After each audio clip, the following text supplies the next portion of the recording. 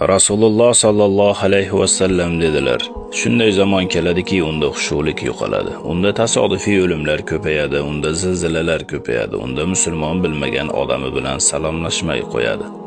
Unda qotilliklar ko'payadi, unda odamlar ma'siyatli ishlari bilan maqtanadilar.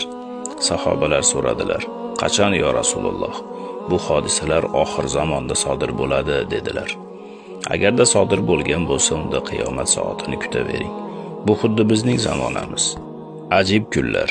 Ota-onalar farzandlarining kiyimlari va taomlarining g'amini yeb, axloqiy qadriyatlarini singdirishni unutyaptilar. Ishchilar maoshlari kamligi tufayli ishlashni xohlamayaptilar. Aslida esa rizqni Alloh taolo berayotganini unutganlar. Yigit va qizlar butun kundagi vaqtlarini sayr bilan o'tkazadilar. Bozorlarda yurib charchamaydilar. Keyin bir rakat namoz o'qishga kelganda esa holdan toyib qoladilar. Yigit va qizlar musiqalarni sevib tinglaydilar. Qur'onni tinglaganlarda esa yuraklari siqilib ketadi. Halol bilan harom chiqishmasligini bilmaydilar-da.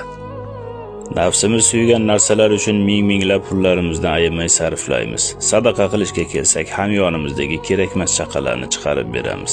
Ishimizga kech qolishdan qo'rqib soatlarimiz bongini burab qo'yamiz. Bomdod mahal Alloh bilan didorlashishdan vaqtimizni esa qo'rqmasdan o'tkazib yuboraveramiz. Erkaklar ahli ayollarning go'zalliklarini boshqalarga oshkor etib yuradilar. Rashk ham qilmaydilar. Gap so'zlariga qaraganda ular juda ham madaniyatli, erkin va ma'rifatli insonlar zamonida yashayaptilar. Alloh